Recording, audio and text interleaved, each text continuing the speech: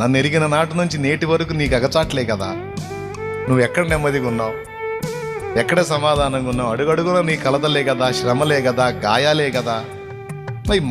మరి నన్ను అవాయిడ్ చేయాలి, మైమరచి పరవశించి నన్ను మయంపరుస్తున్నావు.